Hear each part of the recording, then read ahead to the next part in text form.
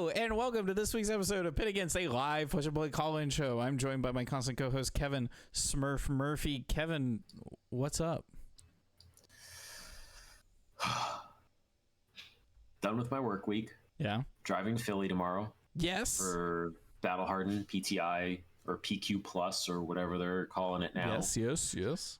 For a weekend of Flesh and Blood as the last stop for North America before LA. Heck yeah. That's awesome. You are going to LA? I feel like I ask this every week and forget every week. I'm pretty sure you do. Yep. Pit Against is a live call-in show. If you'd like to be live on air talking to us about your hot takes, join the Pit Against Discord by clicking on the link that's in the description or that Kevin has just now put in chat. Yes! Then join the waiting room channel and put your hot take in the topics channel. We'll, if we like your take, we'll put you into mic check and then pull you on air or whatever. We'll start talking to you about it if it's you know, worth talking about. Also that. Worth it if you're worth it. But first, actually, so what I wanted to bring up was I listen to a lot of podcasts in the summer because I do mindless drone work for a living. And so I have a lot of time to listen to, podcasts. It's the winter. I don't have as much time to listen to podcasts, but I listen to some. I actually have, I counted up, I have 8 hours worth of podcasts that I am behind on that I wanted to get done by tomorrow, which is, some of those aren't going to get listened to. But I did listen to Fresh and Buds. Yeah. Where Tommy Fresh was talking to Nathan Crawford recently, and Nathan said that, you know, last week. Yeah, last week. They were talking about it last week, and they were talking about, you know, just, you know, how did Nathan get into the game and other things like this, and then, you know, early history of him in Flesh and Blood. And one of the things he brought up was that you know, if he had to say that he was married to a class, it'd probably be Runeblade. He really liked playing Chain. He really liked playing Briar. He really liked playing Briar. He really liked playing Viscerai. He really liked playing Briar. But he's moving away from it this year, and he doesn't want to one-trick anymore because he said, and I'm paraphrasing, go back and watch the Fresh and Buds podcast, watch and listen if you want more context. But the general concept in this little throwaway line as he was going along was that he wasn't going to try to one-trick this year. He was going to play as many heroes as he could and be as familiar as much things as he could, be more of a jack of all trades, because he thought that would give him a better edge into this year or maybe future Flesh and Blood seasons and stuff like that, because of the amount of heroes that will be coming out in sets and the amount of heroes that are going to be viable, right? Because there's a lot of viable heroes right now. Kind of? Yes. So, I mean, people have already been talking about this. This is the most open meta, the most number of viable heroes we've had. There's like 10 heroes that you can bring to the Pro Tour and people aren't going to be surprised, which is crazy. Yeah. It's been like four for any Pro Tour in the past. Sometimes it's two. And then if you say someone in the top four, they're like, bold choice, but you wouldn't really get that. You can do that. You can do that. Yeah, sure. I mean, Starvo exists, but you can play that if you want to. So it's also not just the number of new heroes that are coming in. It's the speed at which heroes are going to rotate out. Do you think we're going to have 15 heroes leave this year? I don't think so, but I think we're going to have more heroes leave this year than we probably ever have in past years. That being said, was it only 2 from CC? Lexi? It was only 3. Icelander, Lexi, Oldhim. Briar. So it was 4 last year. I don't actually know if we have 4 leave this year. Maybe. I don't know how many points are going to be allocated this year, but it depends. I think it depends on who wins the Pro Tours. True. Because if Icelander doesn't win Worlds 1, I think we probably still have Icelander here. Oh, that's weird. That's really all weird. The way back. Yeah. But yeah, so I feel like coming in. I feel like there'd be other changes if Icelander didn't win the first Worlds, and I don't know if she'd be out by now specifically, like they'd be like kick her out the door, but like they would have weird. They would be pushing her out the way they're trying to push out Dromai. The number of heroes that are coming in, the number of heroes that are leaving, we're gonna have faster rotations through our formats. So like even though it's an eternal format in CC, it's not truly an eternal format. Like a lot of the cards that you played in old Prism are still being played in new Prism. It's not the same hero. It's not the same deck. But his point of being a sort of jack of all trades, you end up I think that actually makes you better at limited. That's because true. you don't need. I've seen people struggle with limited sets because they didn't have a class they just connected with in the set. But then in the set. Yeah. But then other sets, they absolutely crush it because they just have a class they connect with in that set. Yeah. Yeah. That's interesting. So, like, I didn't think about that. And I'm thinking specifically of Mara here, where like she loved playing Azuri, she loved playing Assassin. She just forced Assassin all the time. Yeah. And that was her PT plan, was force Assassin, and she went 5-1, losing to a Riptide who had 7 traps in their deck. 3 Blood Rot traps. Holy for Azuri. frick. Yeah, and a collapsing trap, I think. Yeah. Oh my. That was the only draft game she lost at PT. Yeah. And nobody wins that as Azuri. No. She was one of 2 assassins in her pod because of how hard she forced it. Like, but then she goes to Bright Lights and it's just way less comfortable. Yeah. At Worlds, she's like ecstatic with a 4-2. Whereas like 5-1 was like, all right, I'm good with that. That's cool. Yeah. That's good. But like a 4-2 in Bright Lights was like fine. And then like Heavy Hitters is 3 classes she's not super familiar with and not super comfortable with. And it's so like when you end up in that jack of all trades spot, I think your limited might just get better because set by set you're not married to one class. You're not also in the mindset of you are married to one class too. You're more comfortable just playing Flesh and Blood, not playing Runeblade. Not playing Guardian. Fundies.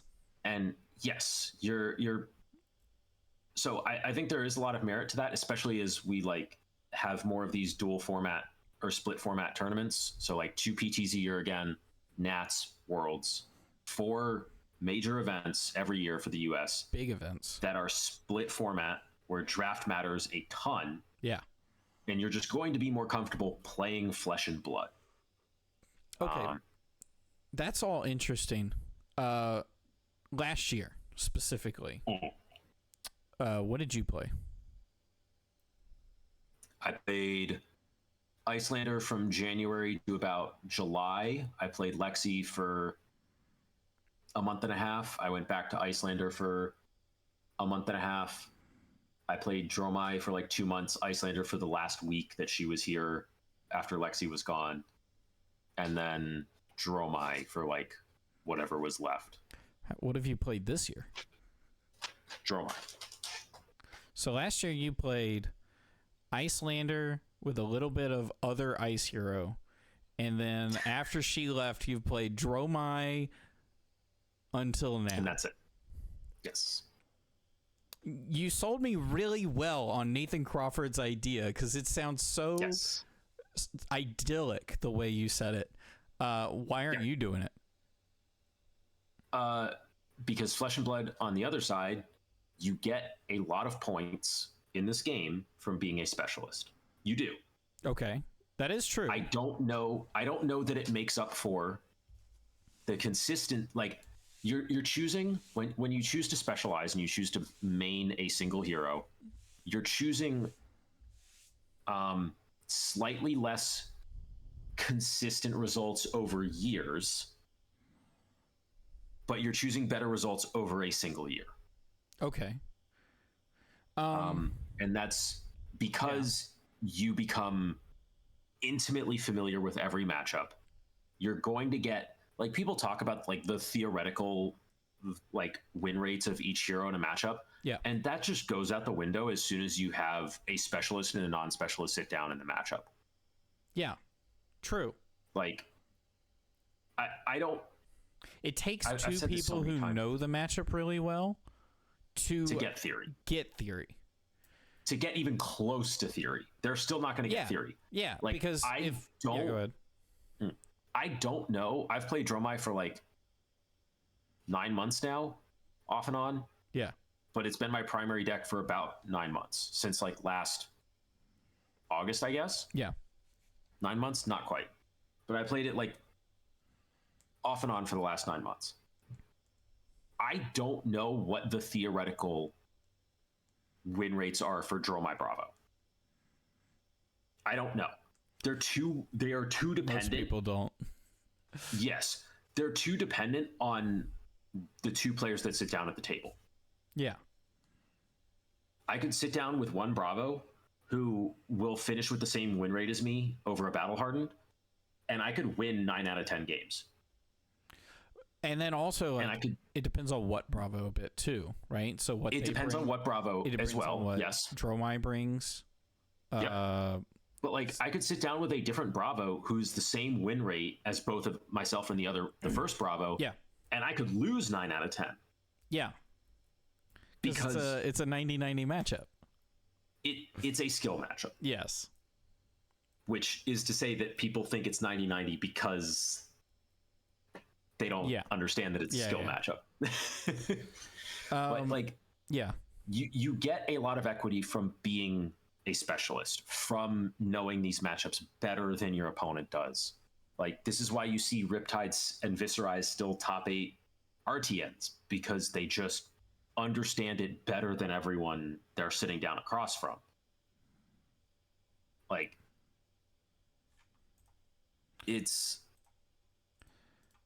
I don't know which is truly better, but if you're going to pick a year, so like, I'm not at the point where I want to be swapping decks personally. I'm not good enough yet, I don't think. Yeah. I think Nathan Crawford has reached a point where it's not super relevant what deck he's on, because he's just good enough at the game. And that's like the other side of it, is like, what happens if you take one of those super good players and you put them on a deck and they just play it for a year? Like Michael Hamilton just played Icelander for like 8 months straight, and that was all he played. Yeah, that's all he played. And he was an absolute master of the deck. Yeah. Like, so I have a counterpoint to this one tricking. Sure. Were you around during Starvo Prism chain much? I already forgot. I caught the tail end of Prism being in. I started playing just after Uprising came out. Okay. So Starvo had LL'd and Chain had LL'd from CC. Well, so when Starvo, and you might know this, Rhetoric, but when Starvo, or when Prism existed in metas like Starvo, there was a thing that you could always say, which is, it was something to the effect of like, if you lost round 1, you get to play against a Prism. Because Prisms would show up in mass. You would have half the entire room be Prism, and then like the same 2 people who show up to every tournament get top 8, and the rest of them like 0-3 or 0-4 or 1-5. And it's a bunch of people who... Sounds like Dromai.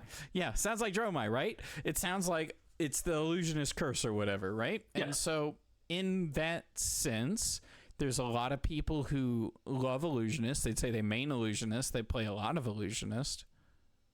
That's their class, their hero. And these are the people that were getting upset when like redo Minaris or whatever. I don't know. The second Luminaris the second came out, and they were like, this isn't it. How am I supposed to play illusionist or whatever? These people are freaking out. They one trick illusionist, and they are they just getting better? Are they just getting better and better over time? Are they eking out these advantages for one tricking illusionists? Because it seems to show the same pattern of illusionists at the bottom tables. So I'm going to put a little asterisk here in that Illusionist is at least top 2 for hardest classes to play. Yes. There's another asterisk here in that Old Prism, Dromai, and New Prism are all drastically different heroes, and they play wildly differently. That's also true. Yeah, that's a good point. Some of the ideas are similar in that, like, you played a board state, you played a permanence, and then you derive value from them. Yeah. The exact mechanics and play patterns are different for all of them. And then just because, so there's a distinction here between players that are competitive, that play competitively, and players that are competitively successful. Okay. Players that are competitively successful will do water right now. Will do better. Yeah, like. No, I know it's a hard question to ask and a hard question to answer. No, the players who are going to succeed as one tricks are also going to succeed as jack of all trades. Ooh, this is just a whole different topic that I can. Yeah, this is a completely different question. This is not about one tricking or jack of all trades. This is about players who are successful and players who aren't. So I guess it would be a matter of when you look at one tricks versus jack of all trades, like we were just talking about, that's more of a matter of people within the same that's skill range. That's your approach. Yeah, that's your approach to being a competitive player, and where do you want to take your advantages? Okay. That is separate from your ability to succeed. Because one tricks, so like one tricks are going to do well enough in any meta. Yeah. But they always seem to show up when the meta is good for their hero. Yes. Or when they get a good call. Yes. So like you see at PT3 in Baltimore, you see Lexi and decks that target Lexi. Yep. And Michael Fang. As always.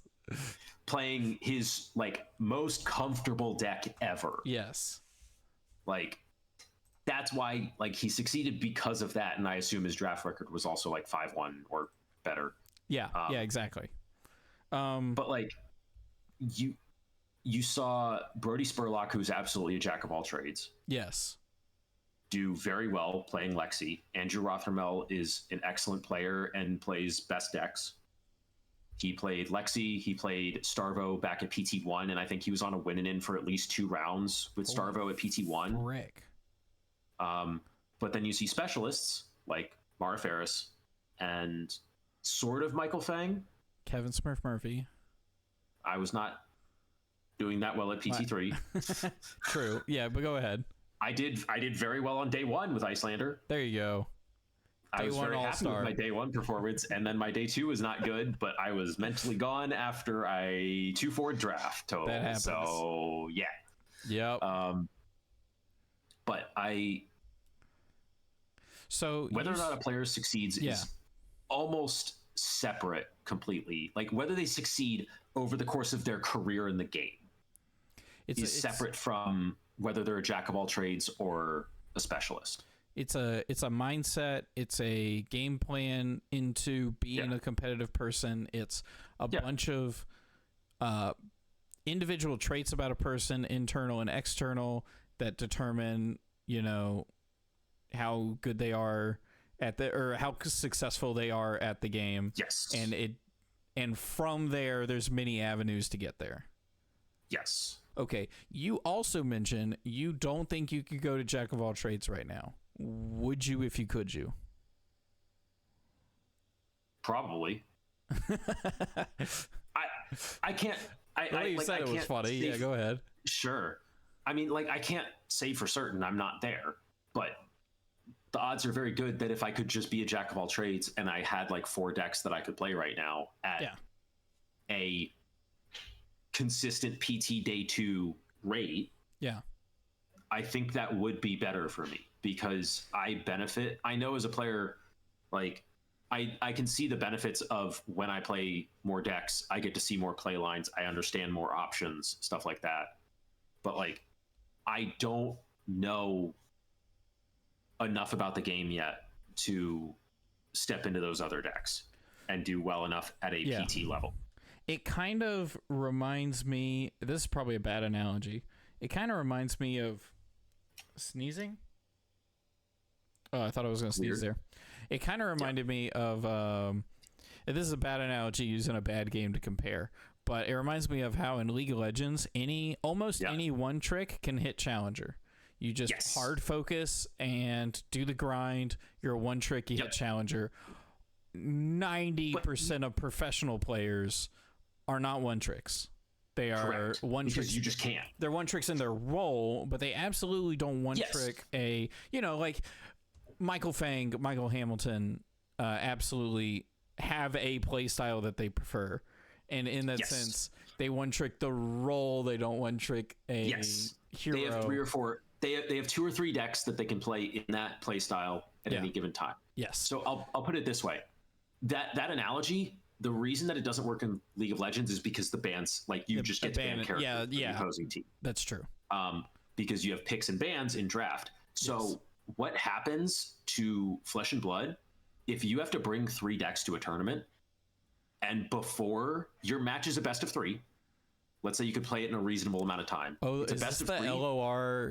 It's the Runeterra system where you get to ban one of your opponent's decks. And then you still have to win a game with each of the other decks. Yes. So good, and I love it so much, and it would take so much time and be so much. But like how much do certain players fall off? How much do certain players just disappear from competitive fab? They go from like top 8 PT players to like scraping through day 1. So let's say LA. No, you're going to Pennsylvania. You're going to Pennsylvania. Sure. What 3 decks do you bring? It changed to that format last night.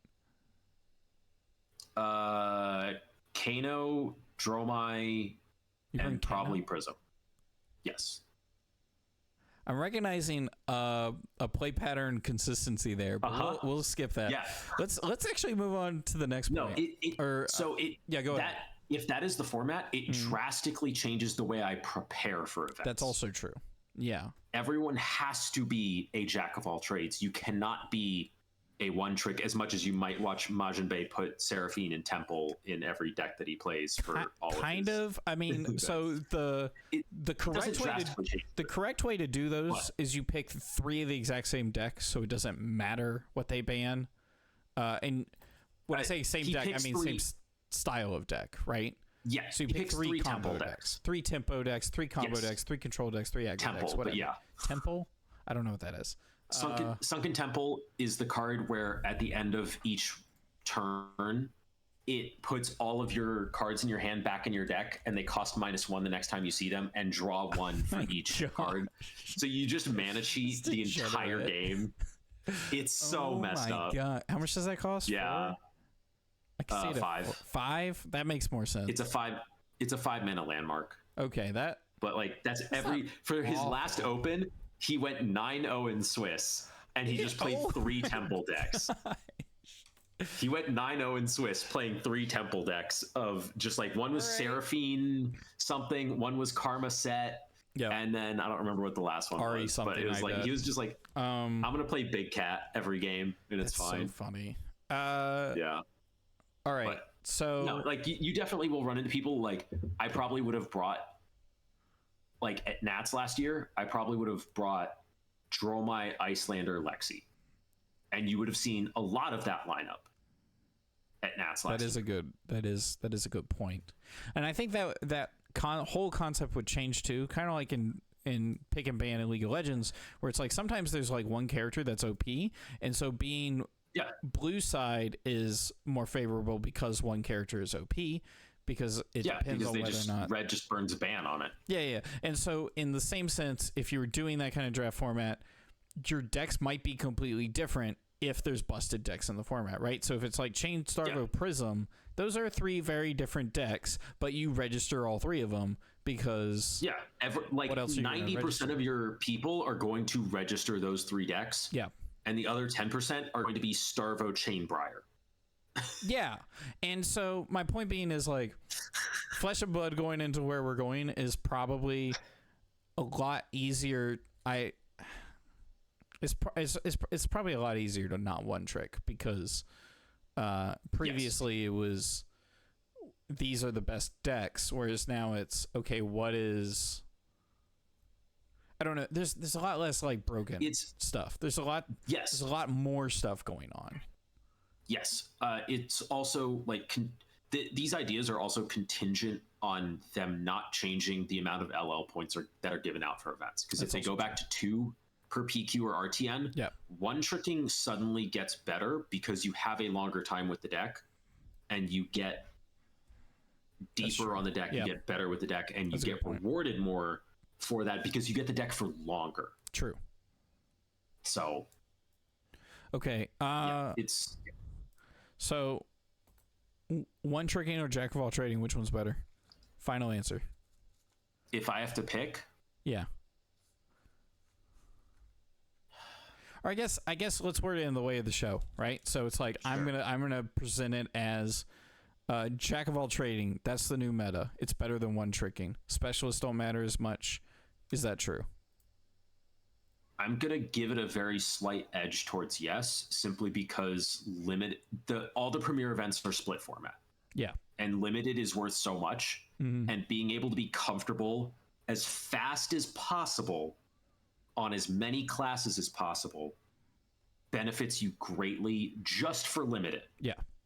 I also even if you get to play Guardian every single CC format, being able to be as comfortable as possible on as many classes as possible as fast as possible will benefit you.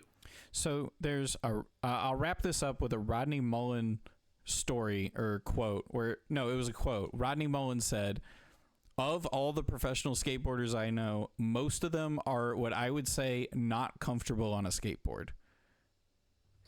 And he said that because he rides a skateboard for about 10 hours every single day. It's like a compulsion. He's just so good and is on a skateboard so often. And so in that sense, I feel like Yuki would say about draft, 90% of Flesh and Blood players don't play enough draft because she's going to do 7 games of draft a week every week. Yeah. So it could also just be 100%. You could one trick and play nothing but Lexi for 3 years straight. I watch people one trick Dromai and still play like trash. I guess I mean to say Yuki one tricked Lexi for like 3 years straight, but then she absolutely dominated draft because she did nothing but draft. And so maybe she just had a ton of draft practice. Yeah. Like I don't think most people draft enough. She's also just good at the game. That's also really true. Because she didn't actually fully one trick Lexi that entire time. She spent a lot of time on Icelander. Oh, that's true. That did happen. She top 8'd Nats 22 with Icelander. She was playing Lexi and beating Starvos with it, which I thought was funny. Yeah. I mean, Ice Lexi was actually like kind of a bad matchup for Starvo, if I recall correctly. Yes. But I wasn't around during that time. But and there was also like aggro decks that were thinking they could outrun Starvo, and then she'd destroy those too. Like she had a couple of good she had a couple of great matchups, but like Yuki's just good at the game. All right. Like she's not quite a one trick. Yeah. But she's somewhere in between like one trick and jack of all trades, which is like probably actually the sweet spot of you play 3 to 4 decks over a 2-year span. And it's enough where you get a very good fundamental understanding of Flesh and Blood. And you also get a ton from playing drafts. Not enough people play draft. Everyone needs to play 7 drafts a week, or you're not allowed to call yourself semi-pro. All right, we're going to go on to the next thing. Today, LSS announced at, this was at GAMA? Gamma, that they would be releasing Q2 2024, subject to change, pre-constructed, classic constructed starter decks. Pre-classic constructed. Which would be Ira. Armory decks. Or is that, that's Ira. Ira was pre-classic constructed. Yes. It's not going to be Armory CC decks. Ira. Armory decks. I like Armory decks. That's a great name for them. That's what that's the label on the packaging. I love it. It's a great name. It's so simple. They have a little logo. Yes. I was freaking out about this. They have a little logo in the top of this concept art of just a CC, and I'd love it if the Blitz decks had one that said UPF and Blitz, and they don't recognize Clash, I don't think, but you could put Clash on. Well, I don't think you can put Commoner on those decks. You just put COM. Blitz deck. No, I mean the pre-con Blitz decks aren't Commoner friendly. Yeah, sure. But they're designed to be competitive at the Armory level. Most requested product from everyone will contain exclusive at active Armory stores, $40. The interesting thing that caught a lot of people's eye is will contain new and reprinted content. Kind of like the Dorinthia Rhinar deck, kind of like the Round the Table product. Yeah. Limited quantities, tightly allocated. Yes. A lot of people got a lot of strong opinions on those. Do you want to go over this really quickly before I bring up other things?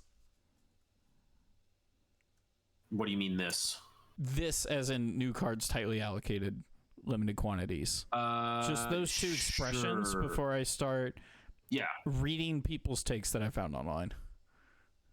Sure. I mean, we don't know what these really mean yet. We don't know what tightly allocated means. We don't know if that means 4 decks per store or if that's 4 decks per week per store. And it could be subject to change, other things like that. And that's something I think they've even said I think they even said in the presentation that they would adjust numbers released as demand to meet demand or something like that, but not the same way that Blitz precons are. This is a little different of a product too. They don't know necessarily what they're getting into. Yes. I'm a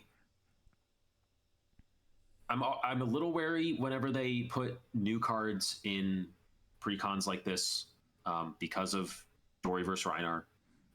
It was not the best release, not the best product, not LSS's best showing business-wise or kind of game management-wise, I guess, is the way I'm going to put it.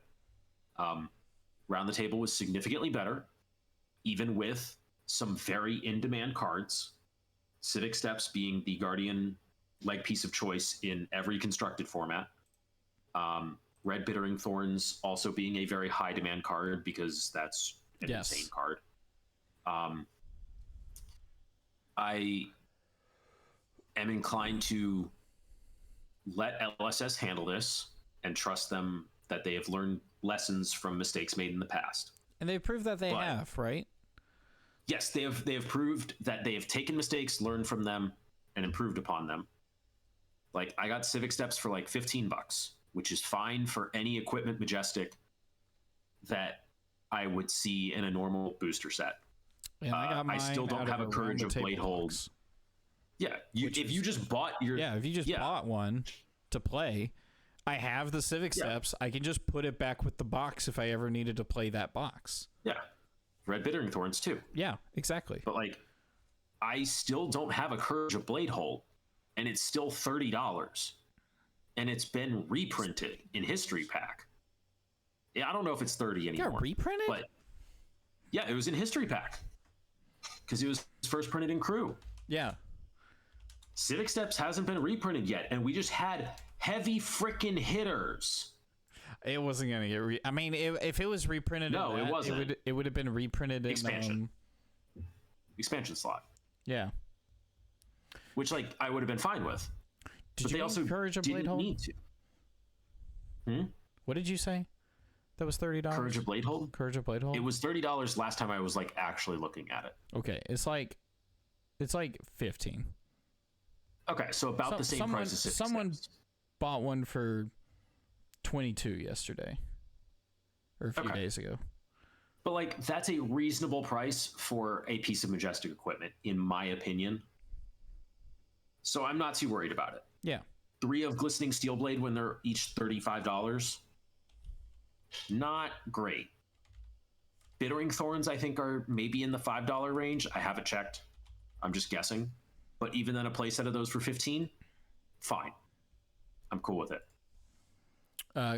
So Steelblade Glistening, about $24. What'd you say? Okay. Red Bittering Thorns? Oh, for glistening, I said like 35, which is what it was like. Yeah.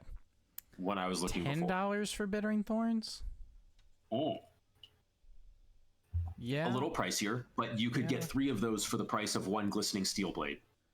All of this is a lot less. All of this is enormously less than CNC, which is a staple in almost every deck. I know that these are it's a 3 of, but it goes in every deck, but also it's generic. So I mean, yes, it's just a little different. No, but like it is, but like I understand this concern, and I'm okay with people voicing these concerns.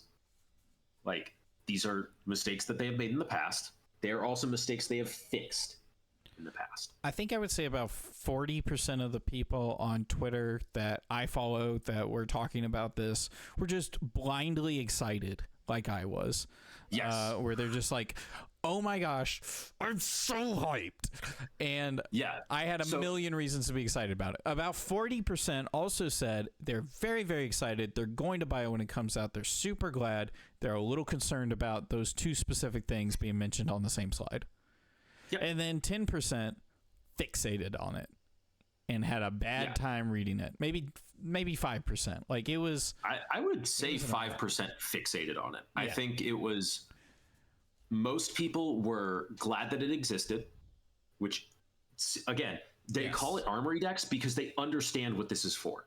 This is so that you can buy it and go play your armory. The majority of which I think not the majority of which, most of the armories that I know are CC. All the armories that I play around me are CC.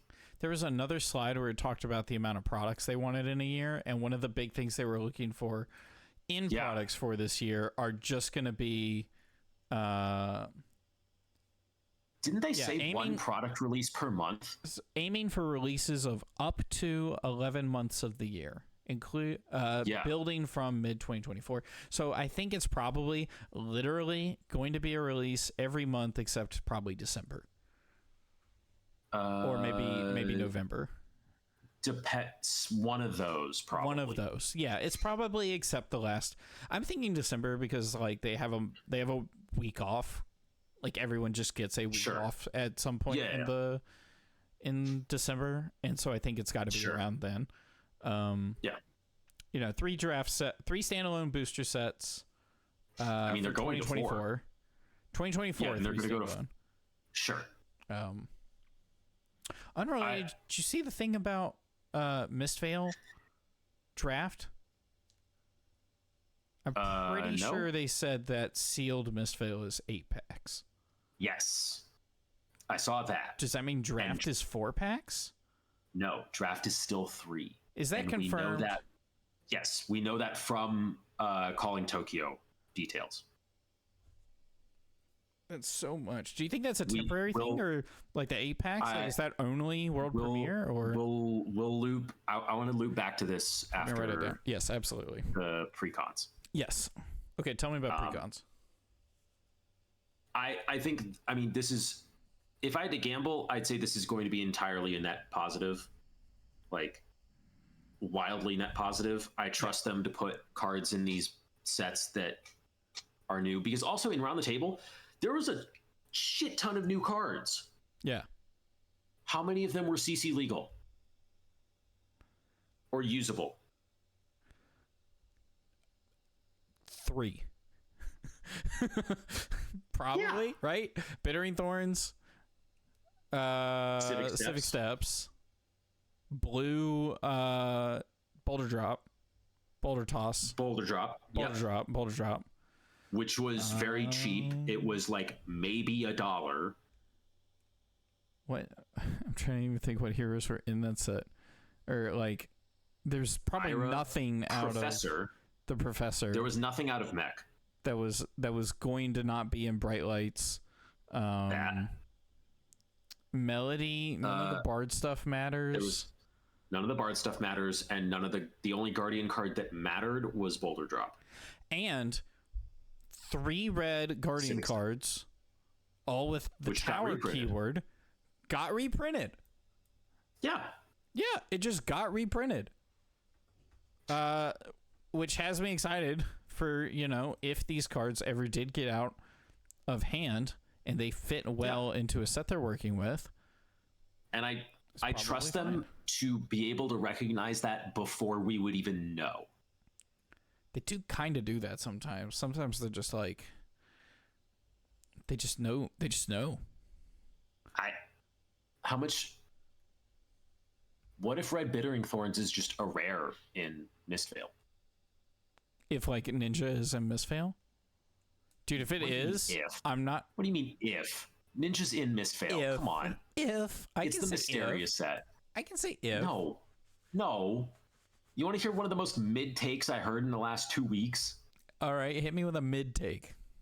Mara said that Ninja wasn't going to be in part the Mistveil in the Mysteria set. No, I think that's a spicy take because I think that's the most underwhelming I want to be contrarian take I've heard in the last 2 weeks until today. Like that is just contrarian. I'm not huge on There's no way Ninja isn't. There's no way Ninja isn't going to be in it. Like, okay, come on, it's Mysteria. Yeah. So going back to these precons, one of the concerns that I heard was taking the concerns that we acknowledge. Yeah. Well, one of the concerns was moving to 11 products a year, 11 things coming out, and then also in the fact that right now in trading card games, we are at a record high for game flood. Right? There's just a lot of TCGs coming out. There's a lot of stuff in TCGs coming out. Magic's perpetually there's a lot of active crap. TCGs.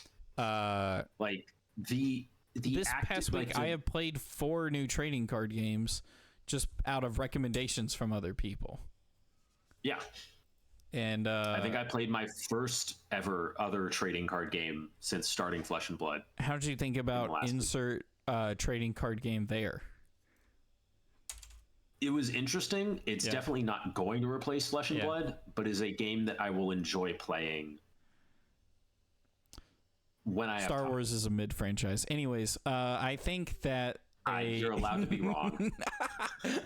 So it's okay. Sorry. Yeah. Star Wars post Disney is in fact a mid franchise for the most part. Yes, the most part. I watched the first 3 movies and they were great. And then I watched 3 more movies, and they were fine. And then I watched 3 more movies, and I actually didn't. I watched 1 more movie, and it wasn't good, and I didn't watch anymore. And then you watched Andor, and you were actually pleasantly surprised at how good that show was? No, I got into content creation. I haven't had time since then. I haven't watched a TV show or a movie in years. I do recommend watching Andor. Andor. It is. What about the one with... it's an excellent show. The Mandalorian. Was that one good? Mandalorian season 1 is good. Season 2 is good. Season 3 is weird. Is weird good? Weird can be good. Fine. It's fine. It's fine. It's fine. It's not as good as 1 and 2, but Andor is just actually a good TV show. Yeah. Okay. And I do recommend. Star Wars is a mid franchise. Anyways, Star Wars since Disney is a mid franchise. So, I still love it. What's your thought about Flesh and Blood? Are they coming out with? Okay. They consistently is 11 too many? Is 11 too many? They've talked about how they didn't want to have too many. Player fatigue. Get time to have time to get used to cards and sets and stuff. Is 11 too many? Yeah. So I'm curious how they define 11. Let's see. Four draft sets. One UPF so 4 set. Draft sets. 1 UPF set. Okay. So around the table box every year. Yeah. Let's say, and this is not including Blitz decks to go alongside the draft set. I don't know. I don't know that one. I would be very curious if that's included in the count, because if it is, yeah, fine, go for it. Like, you've already been there. Like, that's fine. If this is 2 sets of pre-con class constructed decks each year, I'm probably okay with that, because if you're doing 4 draft sets and you're only going to do 2 sets of CC decks, that's also probably fine for how many heroes you're going to be introducing. So we're at like 7 there? That's already 7 with the UPF set. So it is interesting because it says aiming for releases up to 11 months of the year. So it's not saying 11 releases. It's saying it's not saying 11 releases. Least 11 if it is months of the year will have releases. That wording is slightly concerning.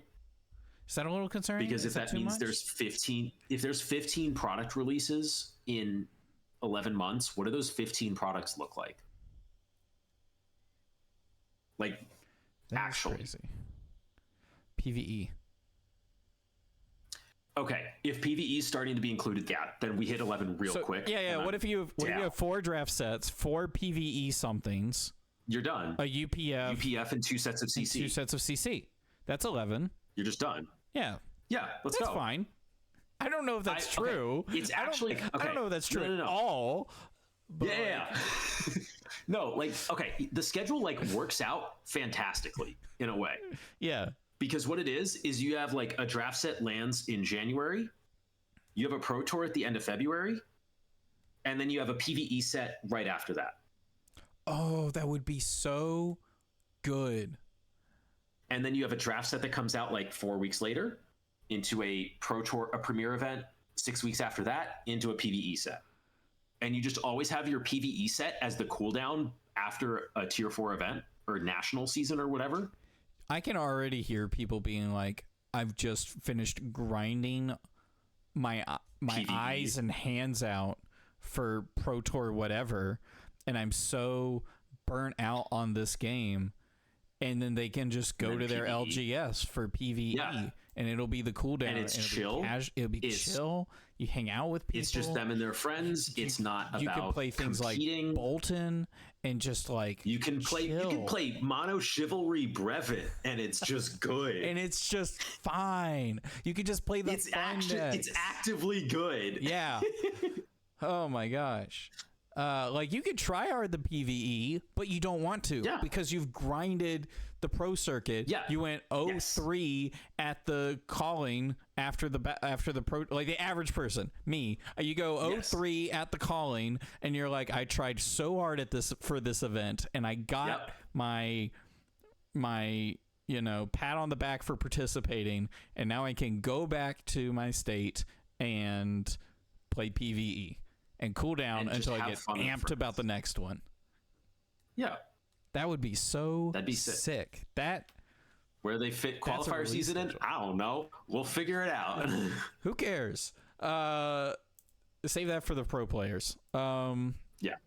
Qualifying series are if that's invite including only. PvE, that's big. If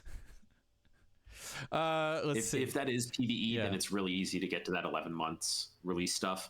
And I'm very interested to see where the game goes from there. But circling back, it's just I did see a lot of people, and we talked about a lot of people who were just absolutely probably reading into this just way too much about the tight allocation, limited quantities, and the fact that there's going to be new content, and they were just really hurt about it.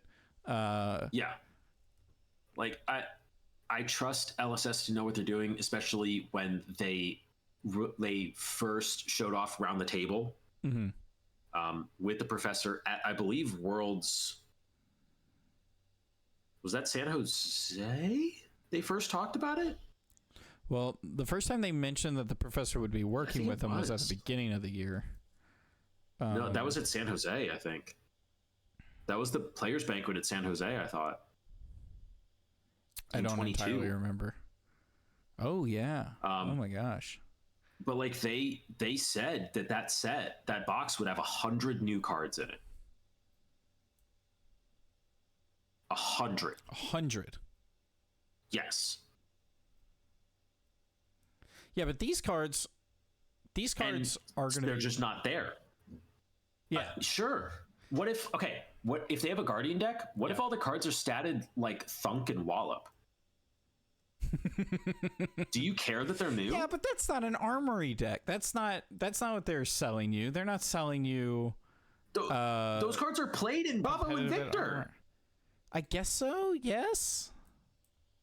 Okay, not all of them are necessarily going to be statted like that, but like if they're just statting cards like that can be, yeah, I'm going to trust them on it.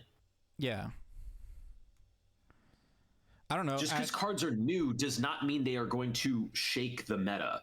I would like to direct your attention to some of the expansion slot cards that have done absolutely freaking nothing.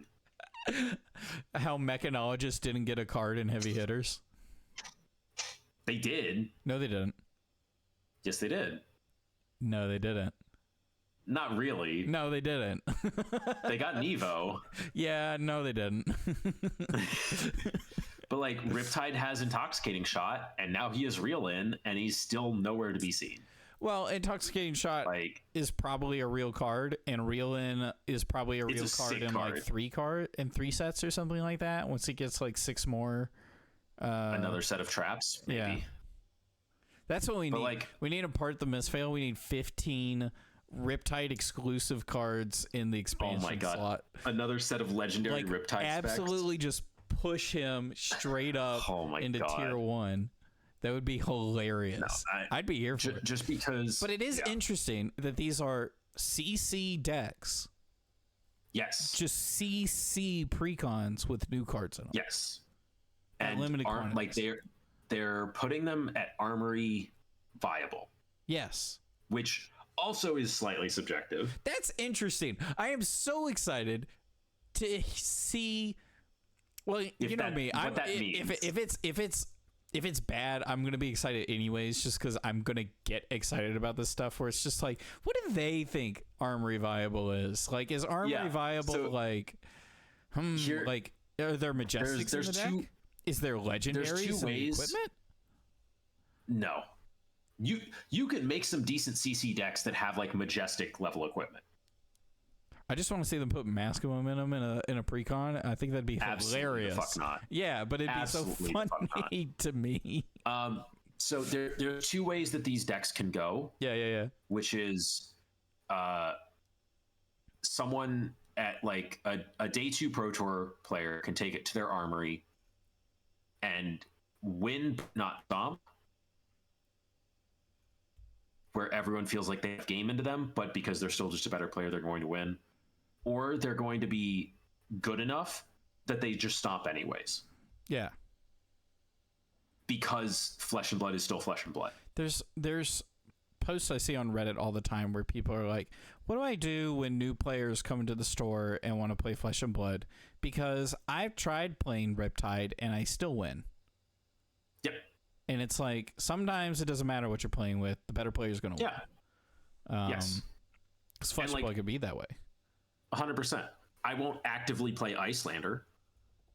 I won't actively play Kano. But I'm also not going to troll. Yeah. Like, I'm not going to downplay what I'm doing, but I'm also not going to play my main deck. I'm going to play a deck where I can make mistakes, and that also doesn't make my opponent feel bad as much. Yes. Except Mara played Prism last week. But anyways. Yeah, I mean... No, she was like, I won't play Dromite. I'll play Prism. And everyone goes, oh. No, it was actually fine. Hated it. It was actually still fine. Nah.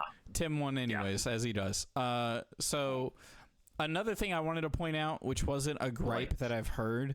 This is actually just when people gripe about this, they just don't bring this point up at all. These are precons for CC. Yeah. $40. $40 decks. Are you saying that's too expensive or too cheap? Dude, it's so okay. How much is your Flesh and Blood deck? Your Dromai deck. How much is your Dromai deck? My Dromai deck that I'm going to take to Philly this weekend is probably about 500. Okay. Now, let's say you gave me the card list and I bought all the cards and as many white borders and non-foils as I can. $500. Yeah, $500. It's a $500 deck. Like on. I'm not Mara. I am not marveling out my deck. Do you want me to give Mara's deck price? I'm just being clear here. It's a $500 deck. This is this is a $500 deck because CNCs are actually about half the price. Furnace is another quarter of, or another fifth of it. Yeah, and then the rest is min rarity because I'm not an illusionist one trick. Okay, so if that's a quarter and a half, then a quarter of the price of $500 is still over $100 deck.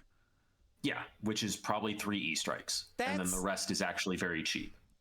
This is a $40 deck. Yes, I know. It's a $40 That's good. deck. It's so good. Yes. It's $40 is great considering the price of most. For 80 cards. For 80 cards. You are paying 50 cents a card. And I assume there's Majestics in there. It's so good. Now, I know... That's really good. I'm probably going to buy 2 of them so that I can sleeve them up as decks that I teach new people with that are not Blitz. That's great. That's actually great. Or not Ira decks. Like, I keep 2 Ira decks in my decks. I keep Ira decks in my I do always have 2 Ira decks in my backpack. So, my point is, like, it's just at $40. It's the right price point.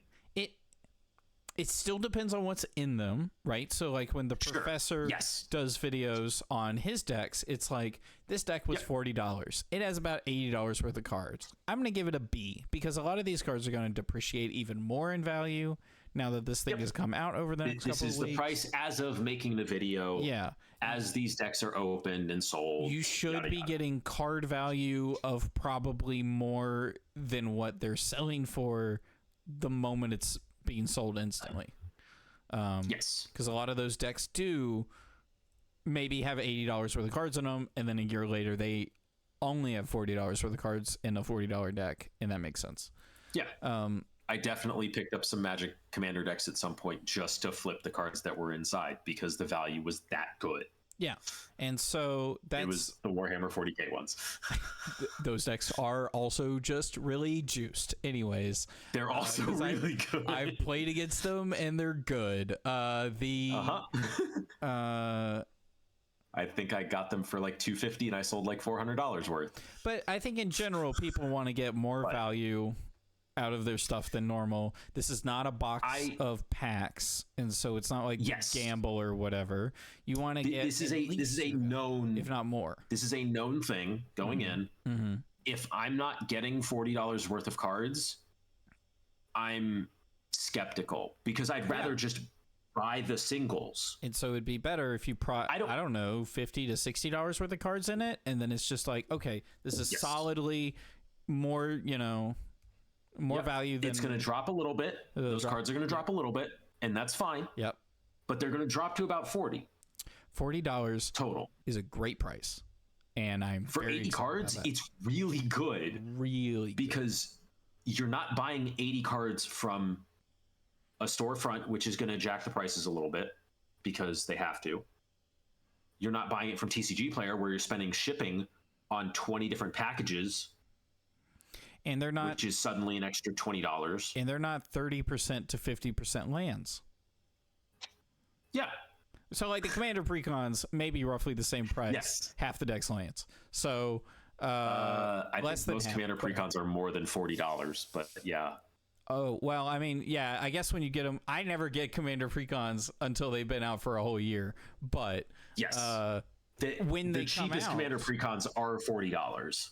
And then it is only up from there. But when they come out, I don't know what they are. $60? And then they have 60 cards of non-lands in them. So then it's like $1 a card. Yeah. And Flesh and Blood doesn't have lands. All the cards are lands. Nope. Every card is playable. Crippling Crush is a land. It's a bad land, but sure. Not a bad land. Yeah, it's a bad land. You're right. No. It's not that one. So anyways, I'm really excited about these, and I think more people should be. I've seen most people are. I shouldn't say it like that. Most people are excited about these. I am optimistic. I think the only people that are not optimistic about this already just had either trust issues in trading card games, trust issues with LSS, something to those effects. They're just like, sure. They're already down on Flesh and Blood. Have left. There are people who are down on Flesh and Blood and have left the game already. Yeah. And at that point, they're just finding something to complain about. Yeah, I think they didn't. The one that you're talking about in particular, I know that this is Cosmic Plays. Yes. They left Flesh and Blood a long time ago. And they said as much. And I don't think they saw Round the Table as a product. And I don't think they understood what happened there. Yeah. Because they brought up the same concerns, that we don't know what new cards means. We don't know what tightly allocated means. We don't know what armory viable means. We don't know what half of this means yet. Yeah, though, but they were not inclined to trust LSS because of whatever things. Yeah, I guess if we're already name dropping, what they said was specifically there was one point that this is the one that stood out to me. A little confusing, where they said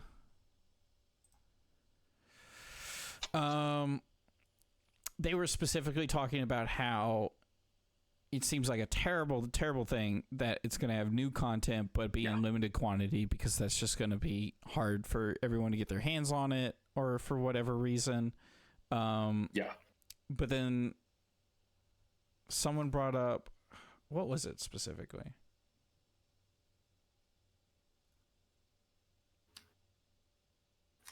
I don't know. You talk about something. I don't remember. It was interesting because their first tweet was like very kind of vitriolic of, I hate this. This is why I left this game behind. This is why all these bad things are happening. And then I think your response was like, hey, like, do you want to talk about this more? And they're like, yeah, like, here's my actual issues with it. And then you were like, cool. Do you want to come on the show? And they were like, no, but this is the biggest mistake I've seen a TCG make this year.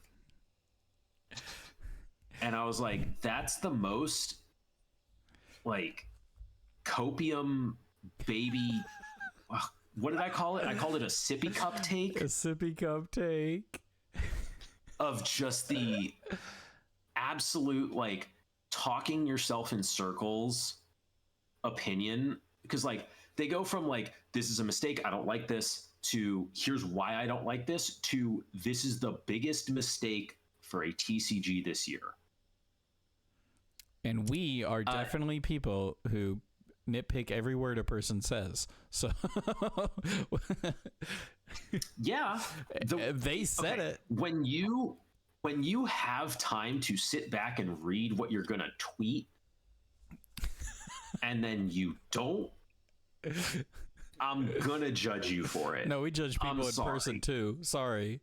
I will ask them, are you sure you just said that? They did call out LSS, so I feel fine calling them out. There's Fab releasing a product that is good for players challenge impossible tier. Holy frick, dude. Also, I'm pretty sure they got that backwards. Dude, all the Flesh and Blood players that have been playing Flesh and Blood and kind of understand the ethos and, like, what's to expect out of LSS. They're like, this is not only what we expected out of LSS, they went above and beyond a little bit more, especially the product. It's also what we, as experienced players, this is us. We have been saying for a long time, this is something that we wanted when we started playing.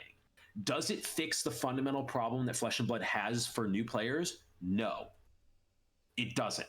There's no product that is going to fix that, which is table. A different not format. Really. Maybe. Probably not still. PvE. Yes, actually. The fundamental problem with Flesh and Blood and for new players is that they're going to lose for the first 2 months they play. Yes. If they're playing against an experienced player. Yes. That is the fundamental problem. This doesn't fix that. This fixes the other issue of getting into the game, which is making a classic constructed deck, because I don't know of any Blitz armories. There's one Blitz armory that happens within 300 miles of me that I know of. One. We almost never play Blitz. Yeah. Like, Blitz is just not really played at the armories that I go to. Or the ones in my area. Yes. There is a Blitz Battle Hardened next week. Oh, wow. That's... Yeah. In Dallas. Yep. The week before the Pro Tour. The only time we played Blitz is right before skirmish season. Like, that's just it. That's literally it. That's literally the only time Blitz gets played for us. So, I don't know. But then if the majority of the armies are CC, and CC is just more expensive to build, and the equipment, you can't budget equipment as well in CC.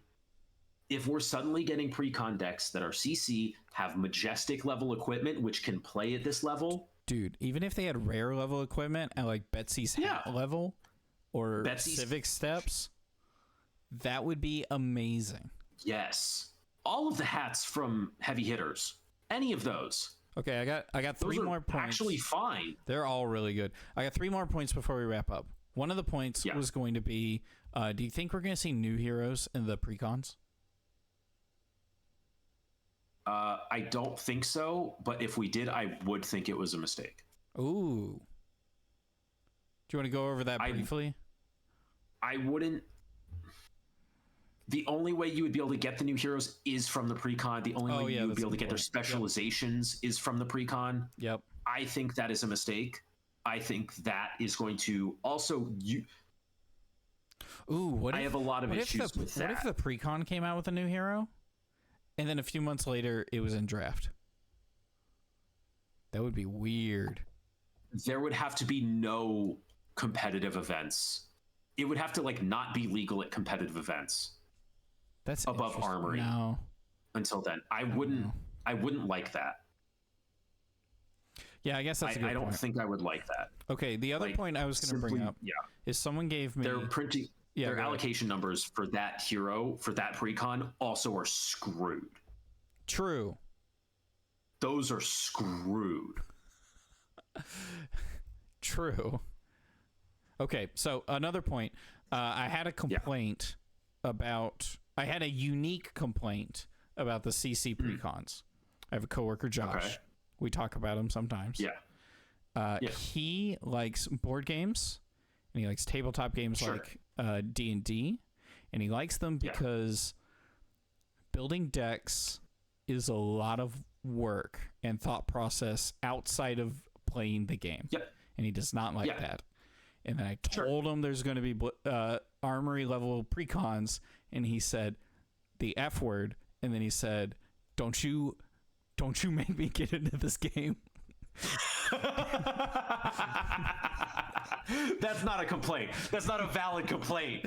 No, I don't accept that, because you can take these decks and you can still play them at your fucking kitchen table. Yep, absolutely. Nothing is forcing you to take these decks to Armory.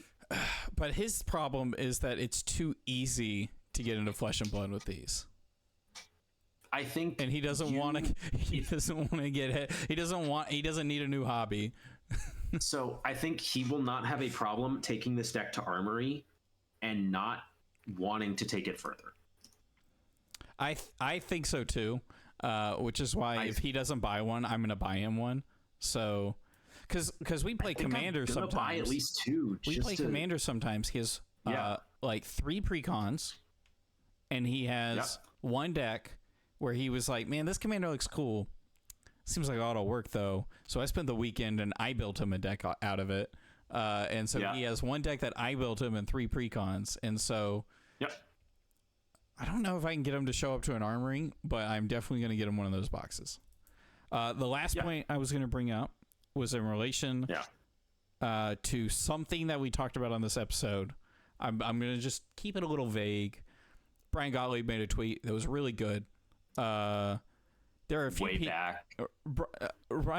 Brian Gottlieb. He made this tweet on February 19th. And then he reposted it today.